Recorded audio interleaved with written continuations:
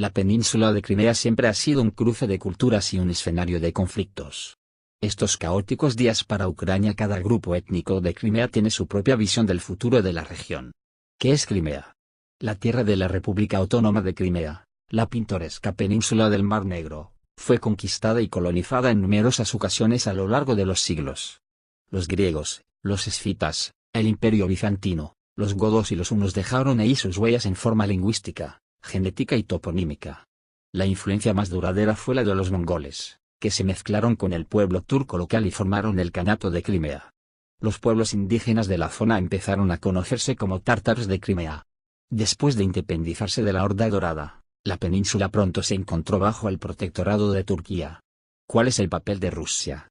El Kanato de Crimea cobró mala fama por las incursiones que hacía en las tierras de Rusia, Polonia, Letonia y Ucrania, donde capturaban decenas de miles de personas para esclavizarlas y venderlas al Imperio Otomano y en Oriente Próximo. Cuando los zares de Rusia acumularon poder suficiente para proteger sus fronteras en el sur, aceptaron la lealtad de la oeste de Zaporozhye, una república cosaca que también dejó una profunda huella en la formación de la Ucrania actual. Después de una serie de victorias militares de Rusia sobre Turquía, se firmó un acuerdo en 1774 según el cual el Kanato de Crimea se convertía en aliado ruso. Poco después la zarina Catalina I anexó las tierras al Imperio ruso.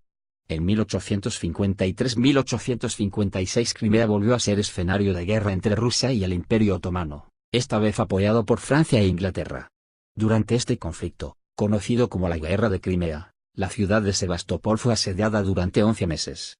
Aunque Rusia perdió la guerra, la resistencia de Sebastopol es un evento icónico de la historia rusa, asociado con el coraje de sus militares.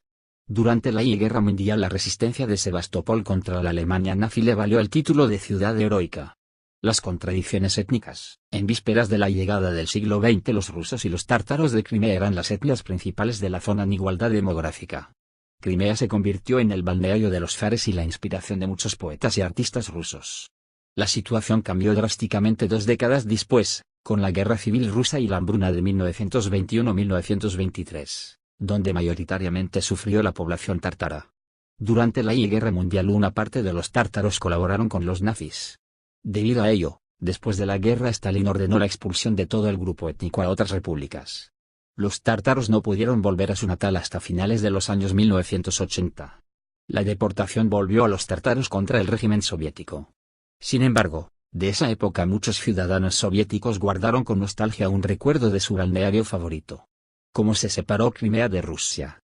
En 1954 el entonces mandatario del URSS, Nikita Jrushchov, transfirió Crimea a la República Soviética Socialista de Ucrania. Este regalo fue criticado mucho tras la caída de la Unión Soviética, cuando Rusia perdió la zona y con ella la ciudad de Sebastopol, que era una base naval importante de Rusia. Después de largas negociaciones, la ciudad obtuvo un estatus especial y sus instalaciones navales están oficialmente arrendadas a Rusia hasta al menos 2047.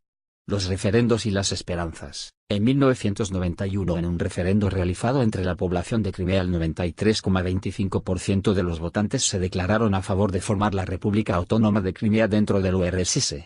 El 1991 fue un año de grandes cambios para el país y pronto se realizó otro referendo sobre la independencia de Rusia, que apoyó el 54%. Se prohibieron más consultas independentistas, algo que muchos vieron como una violación de sus derechos por parte de Kiev. No penséis en la economía antes de resolver la situación política de Crimea. Manifestaciones en Crimea, 1992. La situación se complicó más con el regreso de los tártaros deportados, que empezaron a formar órganos para representar sus intereses. En términos generales las diferentes etnias de Crimea han aprendido a convivir en paz, pero algunos políticos radicales de todas partes usan las diferencias étnicas para promover sus intereses. ¿Quién vive en Crimea? La mayoría étnica de Crimea son los rusos, que forman el 58,3% de la población según el censo de 2001. La segunda étnica con más representantes son los ucranianos, que forman el 24%, y en el tercer lugar están los tártaros, 12%. En Sebastopol, la ciudad más grande de Crimea, el 70% de la población es rusa, el 22%, ucraniana, y casi no hay tártaros. El 97% de la población de Crimea tiene el ruso como lengua principal. Esto significa que a Crimea le afecta mucho una de las primeras decisiones del nuevo gobierno interino de Kiev, que canceló la ley que permitía que el ruso, y otros idiomas minoritarios, fuera oficial en las regiones multiculturales. ¿Qué está pasando ahí ahora? Después de que el presidente Yanukovych fuera destituido y el gobierno interino se instalara en Kiev, la mayoría rusa se reunió ante el parlamento local en Simferópol para demandar su apoyo. Exigían la vuelta a la Constitución de 1992, que contemplaba la existencia de un presidente y de independencia en la política internacional de Crimea.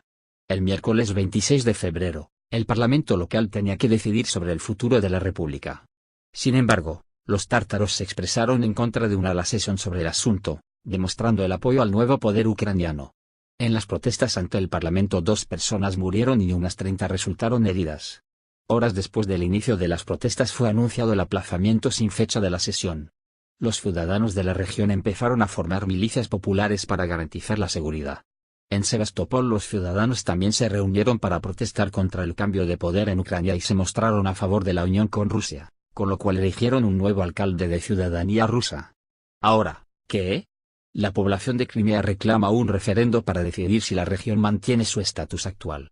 Por ahora, insisten en que tienen derecho a no obedecer al gobierno interino, que muchos consideran ilegal. Por su parte, los tártaros sienten que los rusos intentan expulsar a Crimea de Ucrania. Los ultraderechistas de Ucrania Occidental amenazaron con enviar a la región trenes de amistad con fuerzas para sofocar cualquier tipo de resistencia a la revolución. Las autoridades de Kiev no tienen de momento una postura firme respecto a Crimea. Rusia, por su parte, ha declarado repetidamente que no duda de que Crimea es parte de Ucrania, aunque entiende los sentimientos de los residentes.